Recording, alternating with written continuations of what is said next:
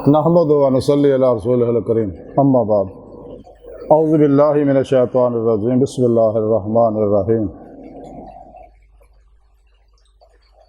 अफला यतफक्करून सदक़ल्लाहु मौलाना अज़ीम व सदक़ रसूलुहुन नबियुल करीम।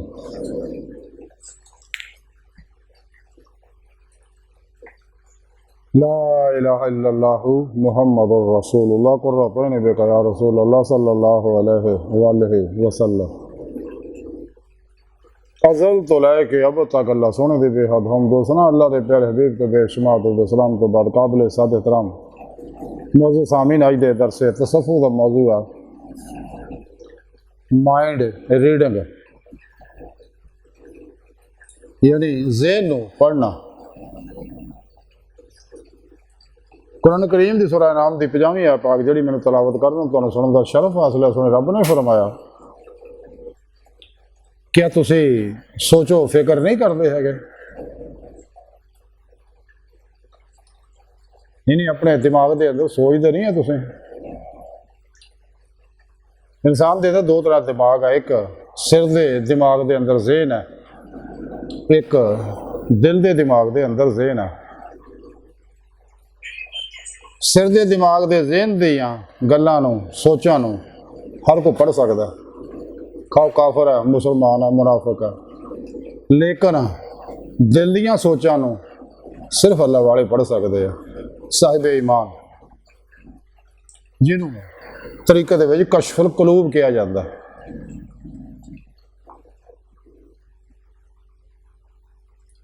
जिवें कि जुनैद बगदादी रहमतुल्लाह अलैह बड़े अल्लाह वाले होए ने, सैयदो ताइफा ने आपने मुरीदां दस्सिया कि जनाब फलां तुहाडा मुरीद जिहड़ा ओहदा लोकां दे ज़हन दीयां गल्लां दस दिंदा। आपने उन्होंने बुलाया, पुछया, वो कहंदा हजूर सच है, तुसीं सोचो कोई शै फिर मैं दस दिना। आपने अपने ज़हन च सोचिया तो उन्हें दस दिता भी तुहाडे ज़हन च आया। आपने कहा नहीं है, गलत है। उन्हें दोबारा फिर आख्या, वो कहने लगा हजूर सोचो मैं दसना। उन्हें फिर सोचे, आपने वही गल, आपने फिर उन्होंने आख्या, उन्हें दस दिता सच कि तुहाडे ज़हन च आया। आपने कहा नहीं, ये गल नहीं। इस तरह तीजी बारी फिर आपने फरमाया मैं तेरा सिर्फ तेरा इम्तहान लेना चाहता था। यानी किसी का ज़हन पढ़ना कोई वलायत नहीं है, कोई दरवेशी नहीं है, ये तो कोई सलाहियत अल्लाह पाक इंसान के अंदर रखी है, कोई भी हासिल कर सकता।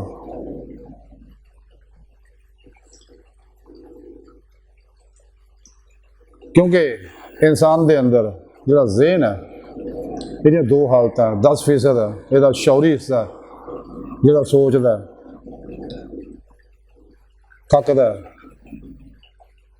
और फैसले करता सौंदा भी है, लेकिन लाशौरी ही दिमाग का साड़ा अनकॉन्शियस माइंड है वो नहीं सौंदा। कॉन्शियस माइंड सौंदा, अनकॉन्शियस माइंड नहीं सौंदा। जो कुछ भी इंसान फीड करता है प्रोग्राम तो वैसा ही ज़हूर जाना शुरू हो जाएगा। इस वास्ते इंसान अगर 17 सेकंड अपने के सोच तरफ मुतवज्जो हो जाए तो वो अंदर सेव हो जाती है, शायद वैसा ज़हूर शुरू हो जाता है अगर अल्लाह चाहे।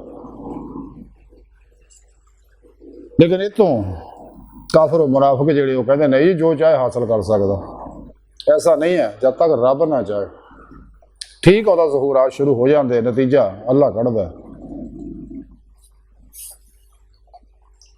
इंसान अपनी सोच को दूजियां दे भी ट्रांसफर कर सकता है, दूजियां की सोच को रिसीव भी कर सकता है। इंसान के दिमाग के सिर दियां दिमाग का सिर के दिमाग दियां सोचां रिसीव कर लेना, माइंड रीडर बन जाना, ये कोई वलायत नहीं है, तमाशे ने सारे। क्योंकि इंसान अपने अंदर सलाहियत पैदा करता, जो इंसान अपने ज़ाहिरी शौर मुअत्तल करता, अपने हवास मुअत्तल करता तो लाहौर शौर च डुब जाता और इंसान के ज़हन की वाइब्रेशन फ्रीकैंसी जी है तो 4 तो 7 साइकिल फी सैकेंड हो जाती है, तो उस दौरान इंसान काम कर सकता।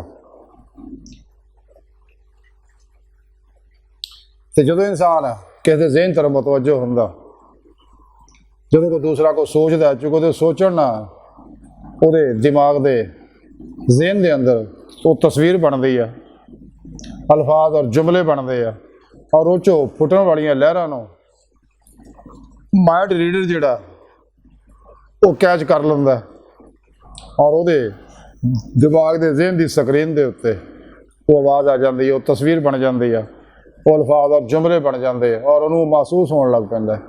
ਤੋ ਦੱਸ ਦਿੰਦਾ ਤੇਰੇ ਜ਼ੇਨ 'ਚ ਕੀ ਆ।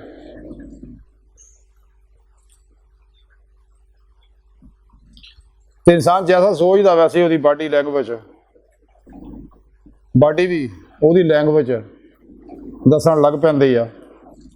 ਉਹਦੇ ਖਿਆਲਾਤ ਔਰ ਜਜ਼ਬਾਤ ਦੇ ਅੰਦਰ ਵੀ ਉਹਦਾ ਇਜ਼ਹਾਰ ਸ਼ੁਰੂ ਹੋ ਜਾਂਦਾ। ਜਦੋਂ ਵੀ ਇਨਸਾਨ ਖਾਲੀ ਔਰ ਜ਼ੇਨ ਹੋ ਕੇ ਇਹ ਕੈਫੀਅਤ ਹਾਸਲ ਕਰਦਾ ਤੇ ਇਨਸਾਨ ਦੀ ਸੋਚ ਦੇ ਵਿੱਚੋਂ ਨਿਕਲਣ ਵਾਲੇ ਲਹਿਰਾਂ ਔਰ ਸਿਗਨਲ ਜਿਹੜੇ ਆ ਉਹ ਮਾइंड रीडर ਉਹਨੂੰ ਕੈਚ ਕਰਕੇ ਉਹ ਦੱਸ ਦਿੰਦਾ ਕਿ ਤੇਰੇ ਜ਼ੇਨ 'ਚ ਕੀ ਕੁਛ ਹੈ। ਤੇ ਇਨਸਾਨ ਦੀ ਸੋਚ ਦੇ ਇਨਸਾਨ ਦੇ ਜਿਸਮ 'ਤੇ ਅਸਰ ਹੁੰਦੇ ਆ। ਇਨਸਾਨ ਦੇ ਨਿਊਰॉन्स ਵੈਸੇ ਕੈਮੀਕਲ ਪੈਦਾ ਕਰਨੇ, ਮਨਫੀ ਸੋਚ ਆ ਤੇ ਜ਼ਹਿਰੀਲੇ ਕੈਮੀਕਲ ਪੈਦਾ ਹੁੰਦੇ ਆ, ਜਿਹਦੇ ਨਾਲ ਇਨਸਾਨ ਨੂੰ ਬਿਮਾਰੀਆਂ ਪੈਦਾ ਹੁੰਦੀਆਂ। ਮਸਬਤ ਸੋਚਾਂ ਹੁੰਦੀਆਂ ਤੇ ਸ਼ਿਫਾ ਬਖਸ਼ ਲਹਿਰਾਂ ਪੈਦਾ ਹੁੰਦੀਆਂ। ਇਨਸਾਨ ਦੇ ਅੰਦਰ ਦੇ ਜ਼ਖਮੀ ਕ੍ਰਿਸਟਲ ਜਿਹੜੇ ਆ ਉਹਨਾਂ ਨੂੰ ਸਿਹਤ ਮੁਯੱਸਰ ਹੁੰਦੀ ਆ,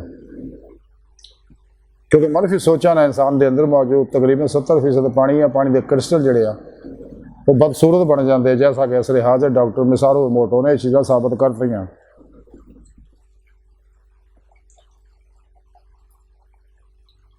इंसान पास्ट में इंसान ने माजी जो कुछ किया सब कुछ ये अंदर सेव वाला शौर के अंदर ते प्रेजेंट के अंदर इंसान वो सब कुछ देख सकता है और फ्यूचर के हालात तो भी वाकफ हो सकता। लेकिन जोड़े बातनी मामलात है उन्होंने सिर्फ अल्लाह वाले ही जान सकते हैं, क्योंकि वो वास्ते ईमान जरूरी है। ईमान तो खाली आदमी काफिर मुनाफिक जोड़ा वो तो इस दुनिया के अपने लतीफा नफ्स को उड़ा के सैरो परवाज कर सकता, लेकिन आलम मलकूत जबरूत लाहूत के अंदर नहीं जा सकता। हाँ जी,